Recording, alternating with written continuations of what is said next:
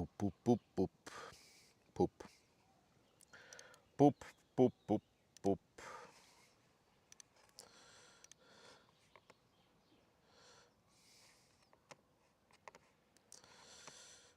Toot, toot, toot, toot. Hello, how are you guys doing? Tell me if you can hear me. It's like, or how, no, no, no, no. Oh no, what a time to be alive. Right in the middle of my transaction, oh my God, Jesus Christ. Sorry. Right in the middle of the stream, Google just decided, it's like, oh, we need to verify that this is you.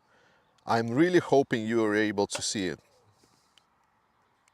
I'm really hoping you're able to see this stream, because right now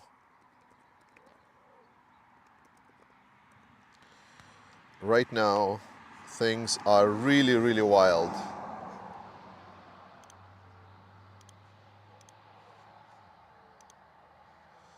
Wow, Google, perfect timing. All right. Sorry, my phone, it's a little bit hectic. I'll edit this out. Maybe I will edit this out. Yes, it's me. Okay, anyway, I said the stream will start in like 10 minutes, so we still have 10 minutes of awful. Hi from Copenhagen. Hi from Denmark. Hi from Denmark. Ukraina була, є і буде. It's gonna be exactly that way. All right. I think we're more or less okay-ish. All right. Hey from Sweden. You need a travel mouse pad. I have a travel. Okay, I'm gonna show you my setup right now. You're gonna be really surprised by this. So literally, I have, like, it's been raining, so I bought like a jacket. So I'm using the jacket in case I will just cover the notebook in case of something will go wrong, because it has been raining and it seems that it might be raining again. So we'll see where we're gonna end up with this, but I'm hoping you will hear me, and I'm really hoping that this setup will work, because this is the setup that's gonna be available to you for me reporting on everything while I will be traveling. So this is my travel setup. Welcome to another of these short but sweet streams where we talk a little bit about stuff. It's gonna be about half an hour, 40 minutes-ish. And we're gonna talk about various things that's happening on the front line. And most importantly, I have an important announcement to make, which is I'm finally, with this kind of streams, I'm gonna be making the Patreon and Buy Me a Coffee useful. So I was thinking about how could we do something for the people that donated Patreon, support this channel, and I thought that it would be a great idea to then receive questions on Patreon or Buy Me a Coffee, and then, well, literally make video with the coffee that you bought, and talk about the questions that you ask. So I'll try to put the announcement and put a framework somewhere, and then it's going to be there. So, but until then, so far you're very welcome to ask questions today in the chat. We're going to talk about stuff. We have a beautiful scenery, and Sweden is a bit farther away, so let me see if I can see the chat. Can I get a live chat? Muga forever, absolutely. All right. If you guys want to ask questions, as always, just write Ukraine Matters, then the comment gets highlighted for me, and then I can answer the question. Thank you so much for the moderators that are helping moderating this stream. And let's begin. Let's see if you have any kind of question. I didn't know Circle K was in Denmark. Yes, Circle K is everywhere. Circle K is in Baltics as well. Susan Ray, Slava Ukraini, greetings from Santa Fe. Thank you, Susan. I appreciate it. Captain Copenhagen, hi from Copenhagen. I already said hi from Denmark. Yes. When do you see this war ending? Oh, that's a good question. I actually was thinking to dedicate a whole section in my next video about where the war will end. I mean, there are scenarios, right? So one of the most major one is Ukraine winning. I think the scenario of Ukraine losing, we're more or less now have passed, there were this possibility for Ukraine to lose, what should not have been there, right? Because Russia really tried to do the psyops. They really tried to make sure that Ukraine kind of falls out of the news cycle. The mismanagement of media by Ukraine allowed to creation of this narrative that, you know, Ukraine is not, like, it's not worth investing in Ukraine. And thankfully, we kind of overcame that. And now Ukraine is getting all of the weapons. And now Russia is not getting weapons. So Russian supplies are going low. And this is going to be a major topic in my next video, where I'm going to talk about the dwindling Russian supplies. To be short, because Ukraine was targeting artillery so intensively, Russia is literally starting to run out of artillery. It's really, really crazy. It's not there yet. It's absolutely dwindling supplies, but it's definitely already scraping the barrel. So there are a couple of scenarios. Many of them are average, you know, some good, some bad. But I do think that there is a dedication to get somewhere where it could be presented as a victory for Ukraine, right?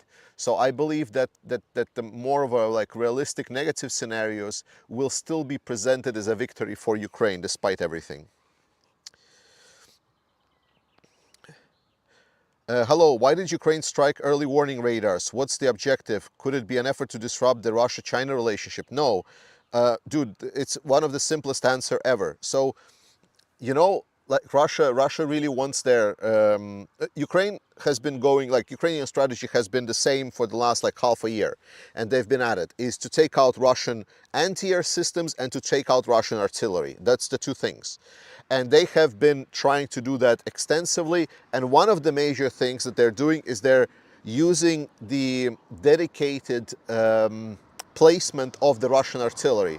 So Ukraine is striking key targets inside, because problem of Russia is big and there is a lot of stuff in Russia. So Russia cannot protect everything. If Russia will have the anti-air systems that are protecting their cities, they cannot protect their troops. If Russia is protecting their troops and protecting their cities, Russia cannot protect something else.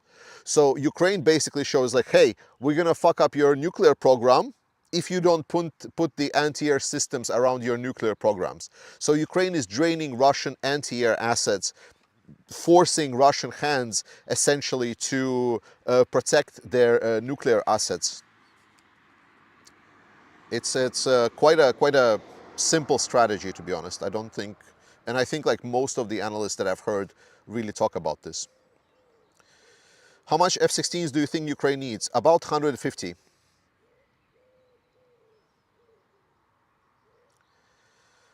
Greetings from California. Do you think there will be a Russian summer offensive and how would it look like? No, Russia fucked up with the summer offensive, Galandan. So this Russian summer offensive was planned, and it was planned for about June, July. However, it seems that whatever happened, the acceptance of, because what the plan was for Russia to drain Ukraine, like so to get Russian propagandists to basically block any kind of help for Ukraine, and that plan was working. So they built a lot of effort around that plan because they found some kind of, you know, traction that there is a possibility in the MAGA Republicans to block the help for Ukraine. So they kind of grabbed this thing and they tried to run with this. And they built a lot of their efforts around this. One of the major things was like to drain whatever resources Ukraine has, so when summer comes, Russia can use a lot of forces that they accumulated and prepared to try to attack Ukraine and push forward. In the end, it turns out that the help went for Ukraine anyway, plus Europe stepped up a little bit, and now we also get the approval for striking into Russian territory. So Russia, when they saw that the approval for help was sent to Russia, they started this additional offensive in Kharkiv, trying to see if they can stretch Ukraine even more. But help was already on the way and the timing was off. And the troops that entered Kharkiv region, they were very poorly prepared, and a lot of them were really not ready. They needed at least another month of training for sure.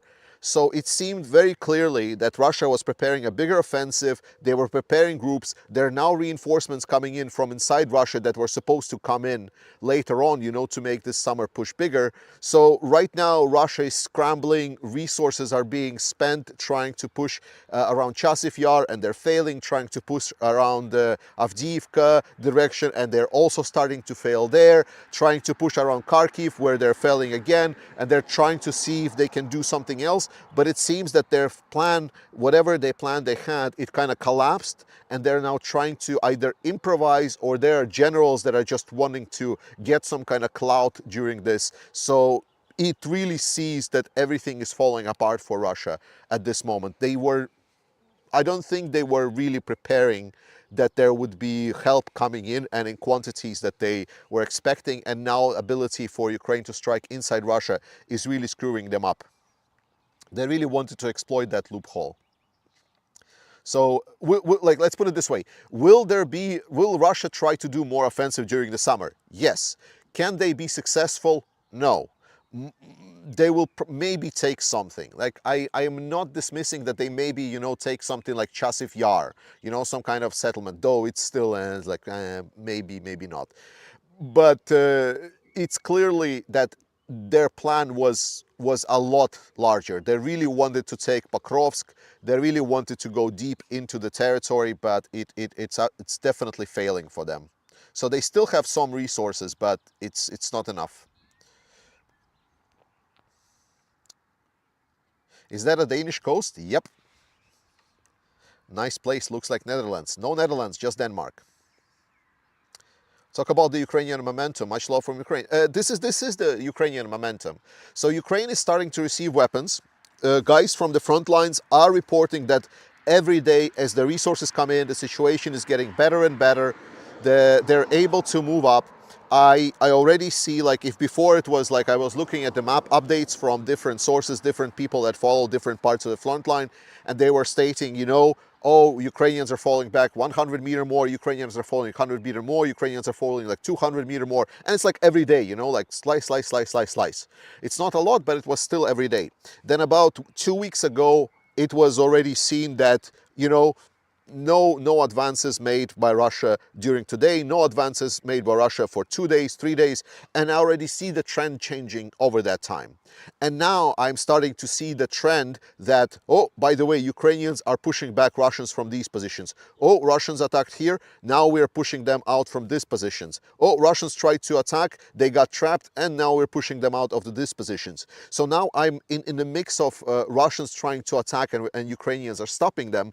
I am now starting to see is like, oh, Ukrainians are counterattacking. That means that Russia is losing momentum and Ukrainians are gaining momentum. Ukrainians are slowly grinding down the Russians and they're regaining the initiative for the battlefield. So the fact that this is just the start of June is extremely good, because I was expecting this to only start about the start of July. So Ukraine is way like 1 month ahead of my expectations for the schedule with the deliveries that they're getting. So really good stuff. I can only say keep them flowing, and Ukraine is, you know, I was very skeptical whether or not Ukraine can do some kind of a localized offensive. I'm not saying anything big, like nothing like Zaporozhye, but for example, pushing Russians completely out of the Kharkiv region potentially, or expanding some of their area. I don't know, maybe undercutting the Russians around Avdiivka, going back towards Avdiivka. So there are possibilities for Ukrainians even to act this summer. And if they're going to keep up the momentum, and if the help is going to keep coming, which I hope it will, then the momentum is just going to keep going. And as I said, Russia is losing resources. They are losing the armor and ammunition. Then production is kicking in for the Western countries, and production is kicking in for Ukraine. So this is really good news. How long will it be before we see the Russians struggling with numbers of personnel given high casualty rates? Russia will not struggle for personnel. Like we already passed that, William. You should not kid yourself thinking that at some point Russia will run out of men. 500,000 men got injured, like went into casualties in this war, and there is like nothing in the Russian society. So there is no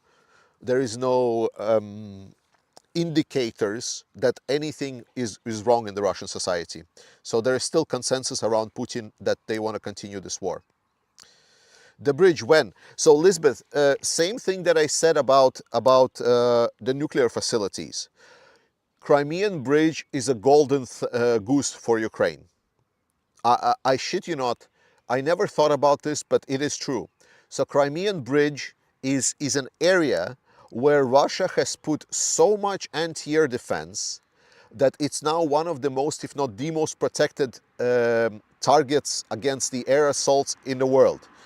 This obviously creates issues on one side, that it's very hard to strike it, like from the air. It's very hard to use ATACMS because there is like a huge anti-air shield there. So you need a lot of anti-air assets to strike it. But on the other hand, this means also that a lot of these assets are entangled in a predictable position for Ukrainians. So that's why they are able to strike all around and create these dead zones. So right now, the bridge gives a lot of predictability for Ukrainians, and it's basically like a big magnet for Russian anti-air. At some point it will go, but at what specific point, we will see. Is it true that Ukraine has now finally received 12 F-16s and a technical crew, as well as they can see the next 12? I have not seen this confirmed yet. I've heard rumors, but I have not seen it confirmed yet, so I cannot confirm it for now.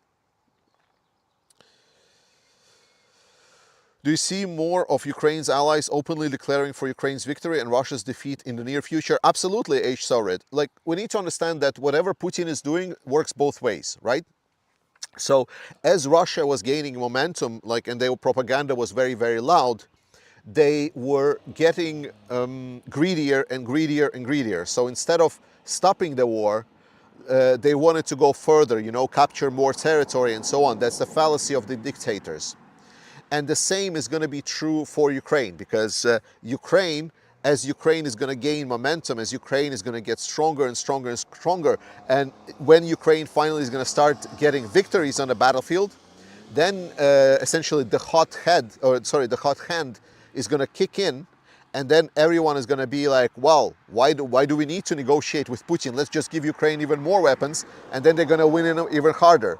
So I truly believe that once we're going to see the turnaround against Russians from the Ukrainian side because of the supplies that they're getting, at that moment there's going to be this momentum of Ukraine just needs even stronger positions to negotiate with Putin and so on. So there's definitely going to be more and more desire and willingness to, because you don't want to stop playing while you're winning, right?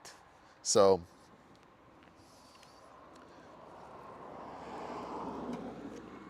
do you think that Ukraine will be able to close the sky by the end of the years? No, Oksana, Ukraine is too large. Ukraine is huge. It's incredibly huge. There is not enough anti-air systems, and Russians are trying really, really good with their missiles and everything to adapt to Ukrainian anti-air systems. So it's a difficult task.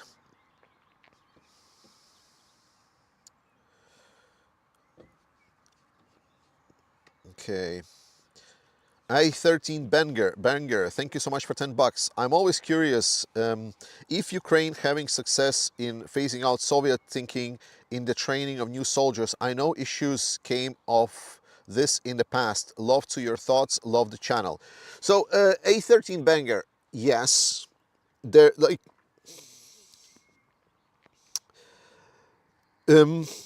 I've heard the comment on Soviet thinking a lot.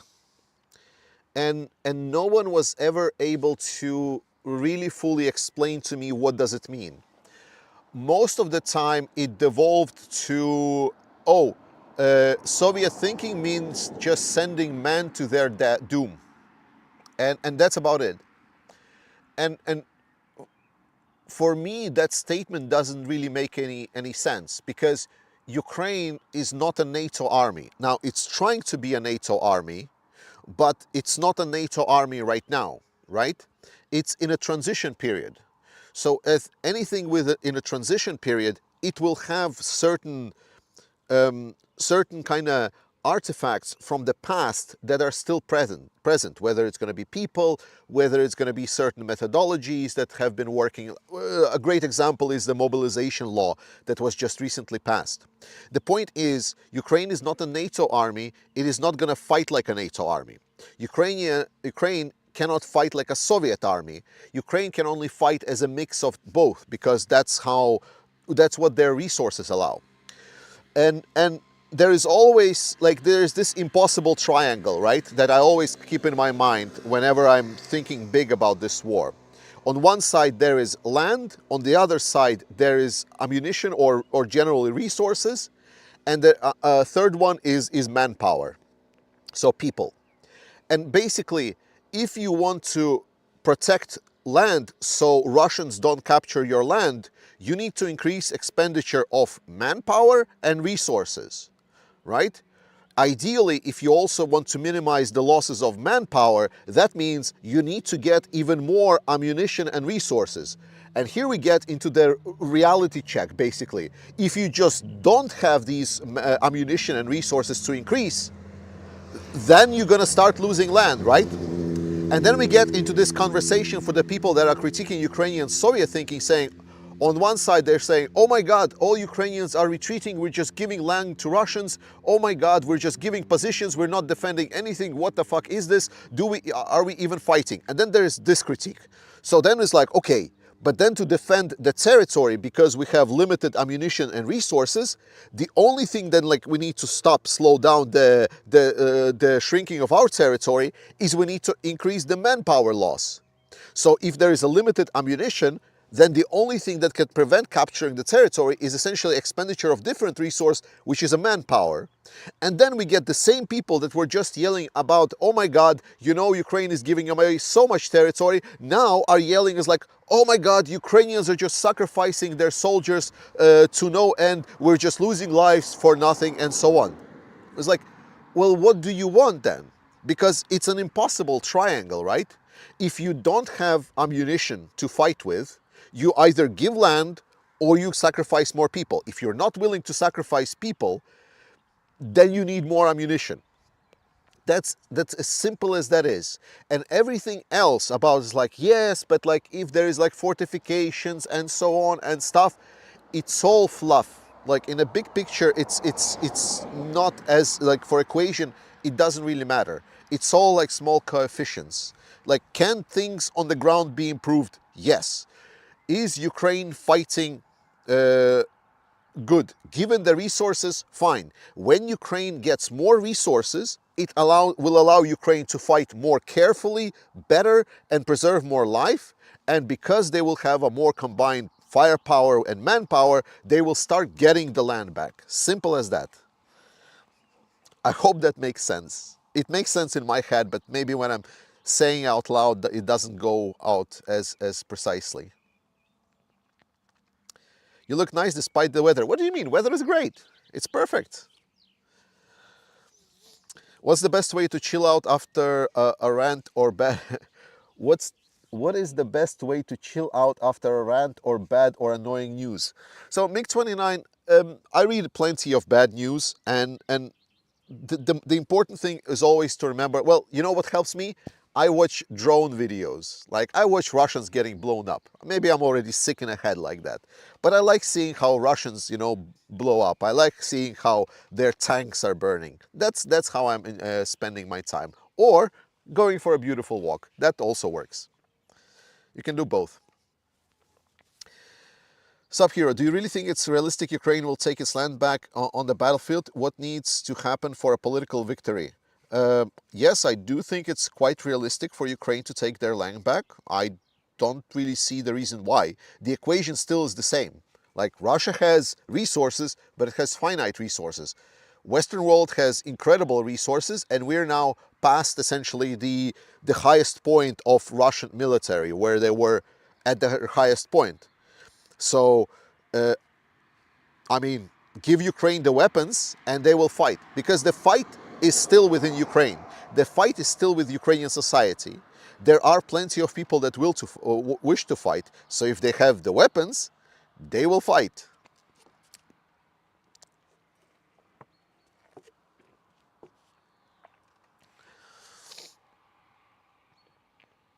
Yeah. Like, remember, as I explained, the only reason that we had the last 9 months of Ukraine struggling was not because Ukraine didn't want to fight, was not because Ukraine didn't have a plan to fight, was not because there was like Ukraine did something wrong. It was only because we were failing, we in the Western world, we were failing at the easiest task there is. Just dedicate some resources and send the weapons to Ukraine, and Ukraine will do the job. It's the easiest shit ever. They don't require our troops, they don't require our blood, they don't require anything. Just give them the tools and they will do the job. Pavi M, thanks for €5. Georgie, what do you think? Do West send troops? It seems West lose Ukraine. I think I'm gonna jump at least then. I prefer more aid before. That's a mess of a question. Should the troops be sent? I believe defending border against Belarus and defending the Moldova, like this Transnistria region, should be easily covered by the Western troops.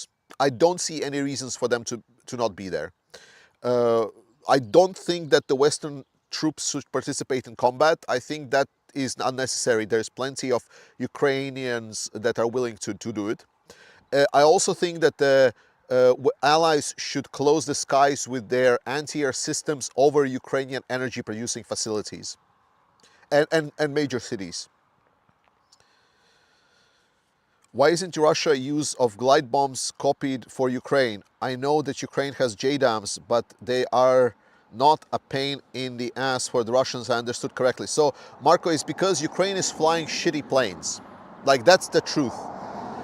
Because, like, someone gave me a good consideration. So, if Russia and Russian plane fleet that they're flying is like, imagine like using like a laptop from 2000, from millennium time. So early laptops, that's the Russian planes compared to our modern laptops. Then Ukraine is literally flying like first calculators, like from the 70s. That's just how bad like comparison is in technological aspects. And that means that their planes are being spotted before, that means that their planes are getting highlighted by radars.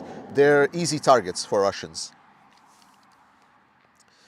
I read that those Soviet armor stockpiles are running out. Would that just cripple Russia's offensive capabilities, or could they lead to the line collapse in certain areas?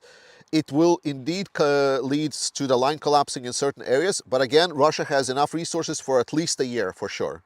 Okay, so let's like, it's running out, but it's not run out yet. At least a year. Wes, I don't mean this in a war or sharky way. Can you attempt to explain why Ukraine made the bulk of its progress fighting back against Russia before most of the significant outside aid?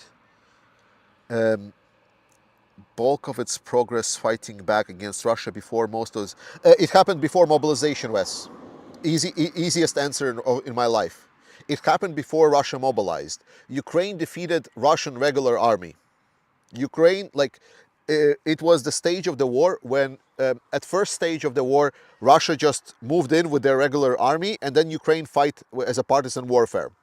Ukraine won that stage of the war. Russians moved in from the east side, and their regular army attacked from the east. Ukrainians mobilized already, and then Ukrainian poorly mobilized army were fighting Russian regular army. And that poor mobilized army with little resources that they had were able to defeat the limited Russian professional army. I'm very much air quotes on professional army. So at that moment, after Ukraine defeated Kharkiv offensive, Kherson offensive, and then Russia mobilizes. And then it's a Russian mobilized army versus Ukrainian mobilized army. And then we get a lull of deliveries for Ukraine. This war could have easily ended at the autumn of 2022, right? It was after the Kherson and Kharkiv offensive, but Western allies, instead of intensifying supply of weapons, remember at that time, Ukraine did not receive infantry fighting vehicles, it was not receiving tanks, it was not receiving anything. It was receiving only, like, shoulder-mounted javelins and some light armored vehicles like Max Pros and so on. That was the time. And then after Ukrainian counteroffensives, instead of supplying Ukraine with more vehicle and strengthening Ukraine at the time for the winter offensive, there was a political track opened with Russia where they tried to negotiate, and Ukraine received jack shit. And during that time, Ukraine just couldn't kind of move against that freshly mobilized but untrained Russian military because they just didn't have enough resources. So they were trying to stockpile resources as much as they could. But during that time, specifically, Russia started building fortifications, mines, and everything. Everything else you already know. Summer offensive with, again, by the late winter, when the Allies finally realized that it's like, oh shit, Russia is not willing to negotiate, we should probably still send weapons to Ukraine. Well, you just lost half a year. So again, most of the failures is not on Ukraine's side, unfortunately, in a big picture failures. Like, there are plenty of issues in Ukraine. Yeah, Jake Sullivan's stupid idea, exactly, Cheryl. S. Moore, conditional use of long-range arms is ridiculous. Shot the archer, not the arrow, Lloyd. Yeah, it is ridiculous, and I'm happy to see that the pressure that is being put on the Biden administration and other administration is working. We should not let off that pressure. Continue writing your representatives. We need to get the message across that Ukraine must defend itself no matter where. This is a ridiculous thing, and so on. Ukraine matters. Is the West using a wait-and-see tactic before allowing Ukraine to attack deeper military targets in Russia? I don't fucking know what they're like. They're using Jake Sullivan tactics of like, let's try to see whether or not Putin will want to negotiate. I don't know. Like, it's a stupid tactic. Ukrainians have all of the cards on their table, but because of this fear of escalation, like, it's the escalation management approach, and it's the stupidest shit ever. Putin understands only strength. Anytime Putin backed down was only and only when he was met with strength.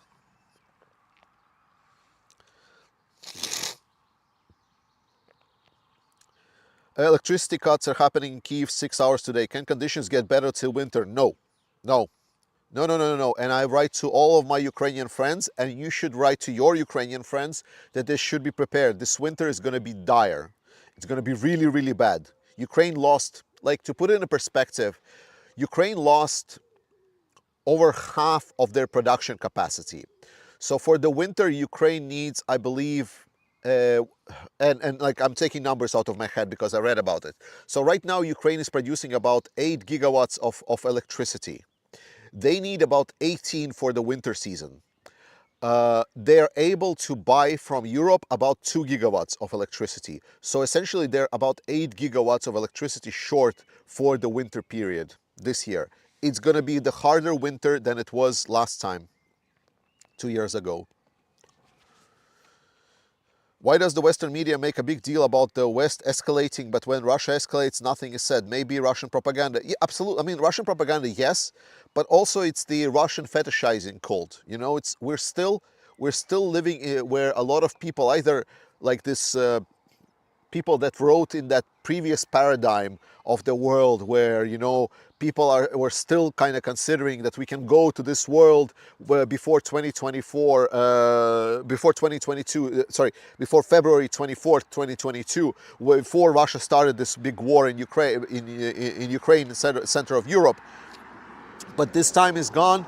We are now in a new world. We need to look things dead in the eye, and media, I believe we need to start switching from this peacetime both sides narratives. We need to start switching to the actual narratives where Russia is perceived as an enemy.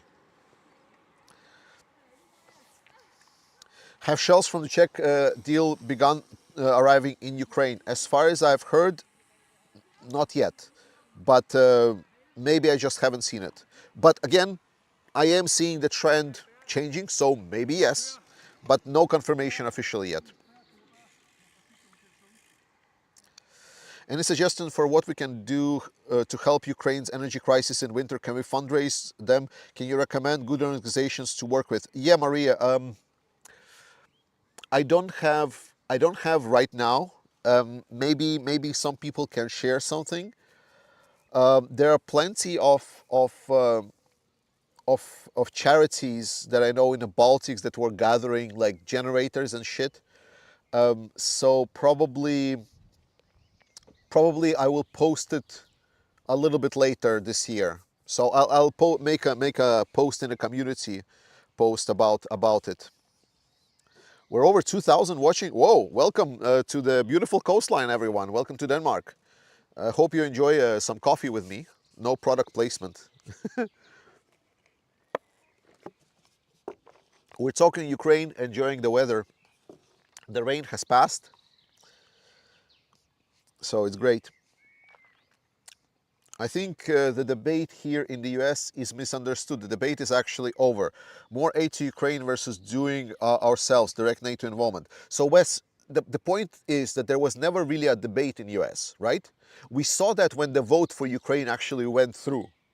It was one of the biggest bipartisan supports I've seen in my lifetime for anything, right? So I don't think that there was actually a debate. I think there were a couple of Russian agents, Russian assets that were involved with Trump and MAGA movement, and they're still advocating to cut off any help for Ukraine. But I think they got the short end of the stick up there somewhere where the sun doesn't shine.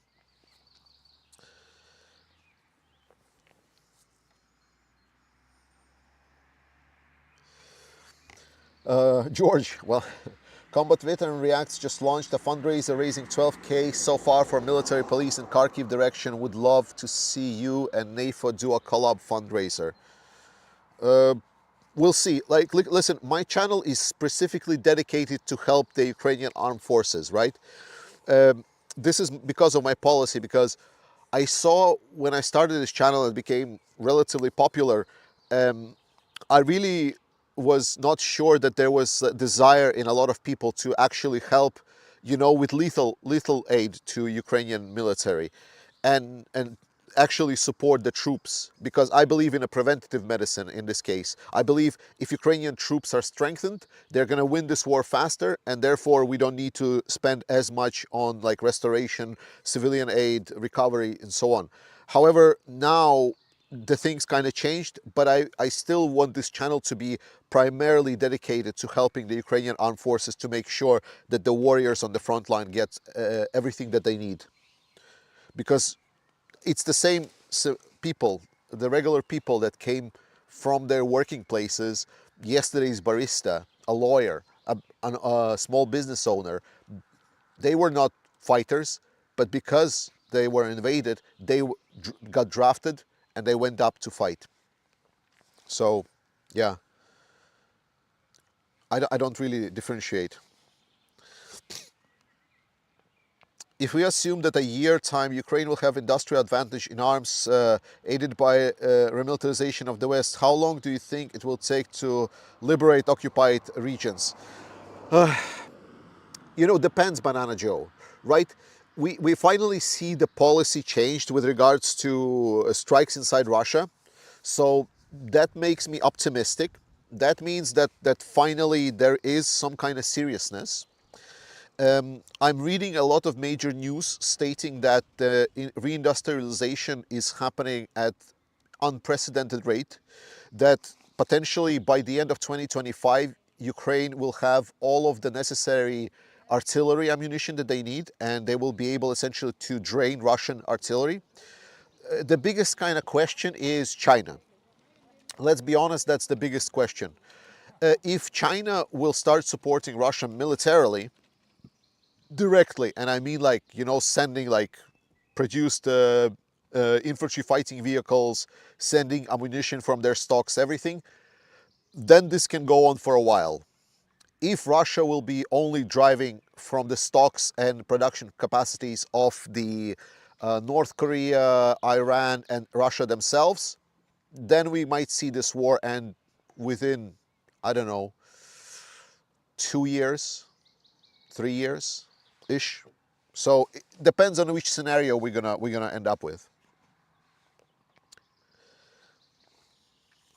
If Ukraine damages or destroys the power of Siberia gas pipeline to China, could cause Russia energy sector to take a hard hit. It is only pipeline to China. Yeah, but we see how again, the policy, right? We're not in a full war with Russia yet. We're still trading with Russia. There's still a lot of protectionism against strikes in Russia. It needs to be done, but it's not done yet. Also, it's quite hard to hit it. You know, it's quite far away. Awesome HPT, do you think pro-Ukrainian community was wisened up to what Russia truly is? The Western community, awesome, absolutely. Absolutely. I've seen changes in my own community here. For me, the biggest indicator was Jake Bro. Like, if you look, for example, some of the earlier Jake Bro videos, and he was like telling like maybe not both sides argument. He was always pro-Ukraine, but he was considering, you know, like that this war might end with Ukrainians maybe not winning. There is like some kind of settled negotiation, that there is like something to be negotiated with the Russians potentially. And then I basically, as I followed him along through this journey, and as kind of both he and I'm pretty sure everyone else discovered more and more about Russians, as you learned more and more what we in the Baltics already knew from the get-go, the more and more people realized, oh my God, like Russia and Russians are fucking horrible. They're horrific. You cannot deal with them. Like, they need to figure it out.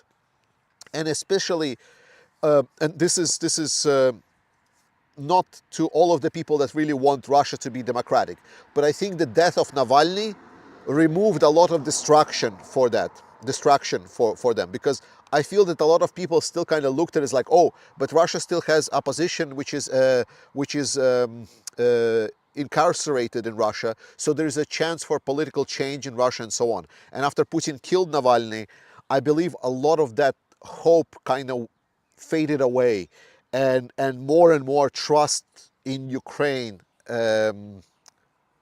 was as a substitute for that instead, because a lot of people see that the other parts of the Russian opposition are not doing anything really. So I do believe that in general, this community and general pro-Ukraine community has grown in the understanding of what Russia is, what Russia wants, and most importantly, how to deal with Russians.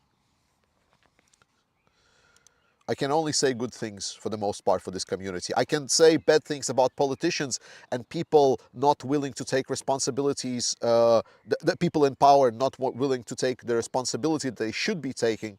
But with regards to this community, what they're doing, about how much effort is being put and what is being achieved from these civilian efforts, I am absolutely astonished.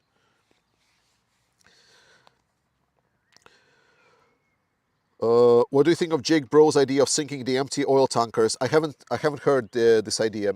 Was it in one of his latest videos? I haven't seen it. Sorry, I don't know what to comment.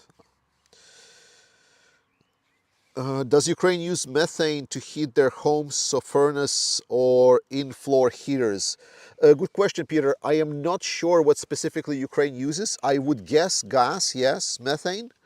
But I know that some other things are using, I'm sorry, it's a bit cold, so I'm heating up a little bit. I know some other places use just general boilers, so I'm not completely sure. It's a good question to ask maybe some locals. I will ask, and I will tell you back on this. There were news Russian Lancet targeting Ukrainian artillery more than before. Yes. Should we worry? I mean,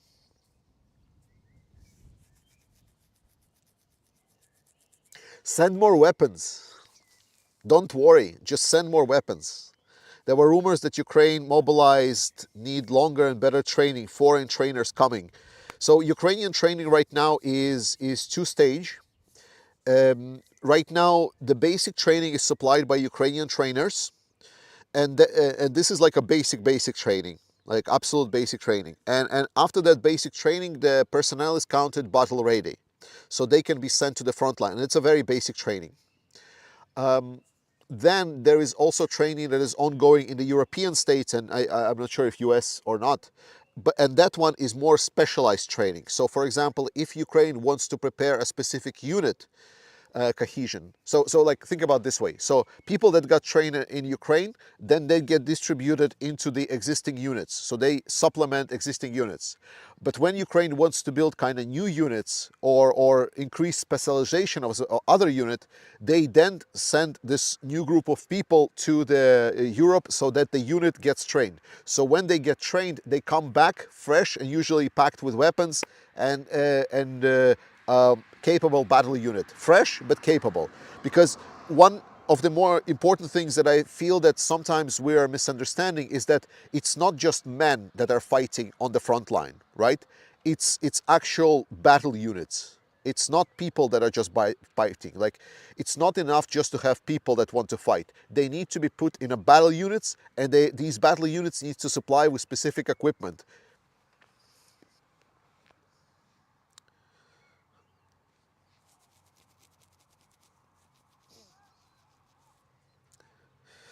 Should the West and Ukraine focus more on developing the kinetic anti-drone defense system? Right now, Caitlin, I believe the most developing system I've heard is the mini drones, like a small, fast drones with artificial intelligence.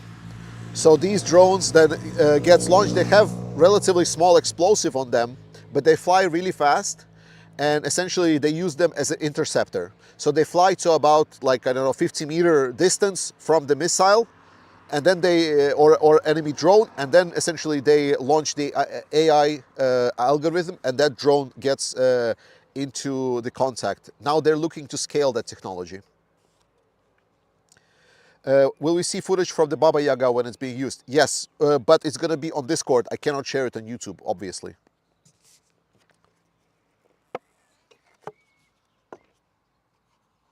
Hey, everyone.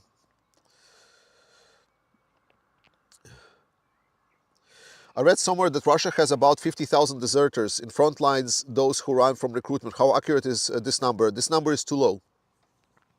Number of deserters is larger.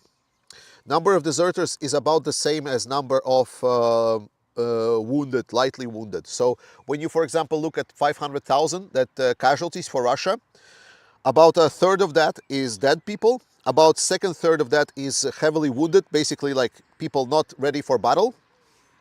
And then the last third is technically counted as lightly wounded, but there is also part that is not being counted, which is the deserters. And actually the deserters is about the same size as that lightly wounded. So when you look at that number that Ukrainians are reporting, 500,000 plus, usually if you substitute the quote-unquote lightly wounded for the deserters, you get the full number of personnel that will not participate in the war in Ukraine anymore. So it's a very, very good number, pretty accurate actually.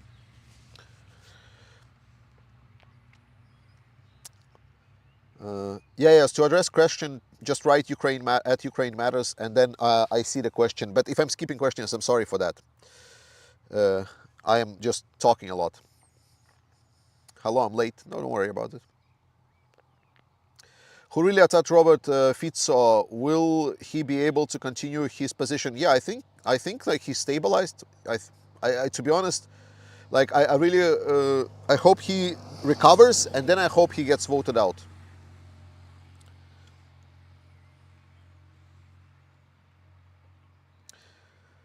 All right, it's starting to rain again.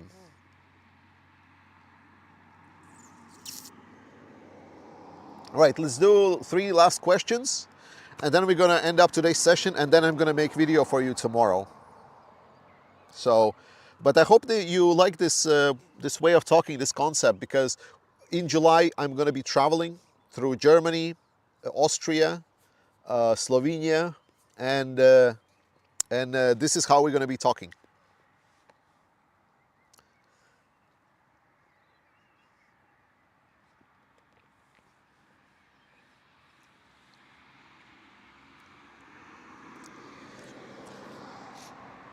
Why does the Enforcer channel call you and all the other channels two-face and backstabbers?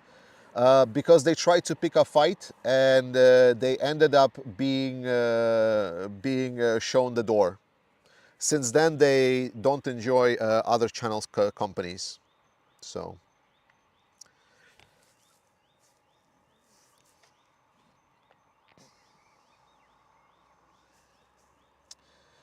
Do you see this war lasting 10 years or more unless European troops get boots on the ground in hundreds of thousands?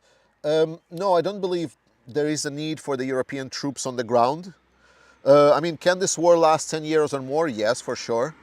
But I do believe that there is plenty of willing men in Ukraine that can do the job. You come into Bulgaria at some point, not this time. Hungary takes over EU Council presidency in July. What damage can Orban do to Ukraine during this 6-month time? Not a lot. Not a lot. It's not, the position is not as important as one might think. Like, majority of help that Ukraine is getting directly from the European states, not from EU. So the only thing that the presidency will do essentially is going to paralyze EU for 6 months, which is, to be honest, fine, because EU itself doesn't do as much. Most of the European states on their individual basis are doing the majority of things. What is the best and most efficient artillery system in Ukraine right now? The one that is more of. It doesn't matter how good your artillery system is. If there is like a couple of dozens of it, it's not good enough. If there is 100 artillery systems, that's the best system. But if you want short answer, drones. When will the oligarchs turn on Putin? They won't. Sweet love. I also love how it feels like a free side chat from you. It's a good atmosphere. Yeah, love it. Good. Are Czech shells paid by promised funds from all countries now? No. There are still countries that have not directed funds to the Czech initiative. It's more than there was before, but it's not. I asked before about capacity of training, and you mentioned new law helps people in best places. Heard about quality of new recruits. Any thoughts there? I asked before about capacity of training, and you mentioned new law helps put people in best places. Heard about quality of new recruits. Any thoughts there? Yes, but it's more thoughts that I can share right now because it's a talk. I think it's a good system. I think Ukraine needs to improve their internal communication a lot. I believe, and I'm hearing both good and bad as well for people that coming in and so on. I think the biggest thing that is missing right now is the motivation for the Ukrainian society to get excited, because a lot, like, let's be real, people in Ukrainian society are dead tired, but they're like, no, like, and I want this to be understood correctly, not that they're dead tired and says like giving up. No, it just, it's very hard for them to get motivated, right? It's like they feel like it's a trap and they need to fight, right? They fight because there is no other option, because the only other option is to die, and they're definitely not giving up. But it feels that there is a necessity to deliver some victories for the Ukrainian society most of all. I think Ukraine needs some W's on the battlefield. Pavi, after the war, you think Russia say, not my fault, it was even there, even it's not Putin's war, this Russian individuals killing other national people? Oh yeah, for sure, Pavi. It's already happening, it's already ongoing, right? Like I follow a lot of Russian opposition, right? Because my hopes is that at some point they're gonna wake up. And you know what they're writing? They're writing, oh no, these Russians that are supporting Putin, okay, these are not Russians, these are like fake Russians. These are not real Russians. So they already are preparing this ground for this specifically. They are already preparing and saying, it's like, okay, no. Like, that was not Russia that was invading Ukraine. It was not us. It was like the wrong Russians, you know? So of course they will do that. It's not even a question. Why do you think Russian soldiers fart when running away from the FPV drone? A, answer, because he wants to leave a smoke screen. Nice. Brandon Mitchell was buying small generators that first winter. I am 15 minutes behind in the stream. Oh, okay, cool, Ken. Nice to know. Is Popov a candidate to start Russian uprising against Kremlin? No. Awesome HPT, I heard that Russia is easing taxes for the rich. What? They're not easing taxes for the rich. It's no. Awesome. I know what you're talking about, and it's very small thing. It's so dumb. They're like kind of like giving with one hand, and then with the other hand they're taking tenfold. So they're not really. Has the UK sent Dragonfire yet? Haven't heard about this yet, so probably not. Will this war last 10 years unless European? I already answered that one.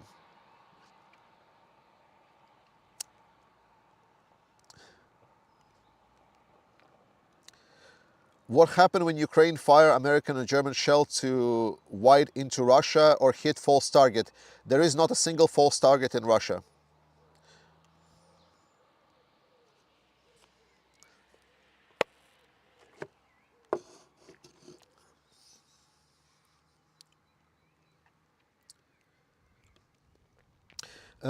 Canada, I've been sending messages to my representative, but does it do anything? Yes, I get auto reply from them. So does it feel? Yes.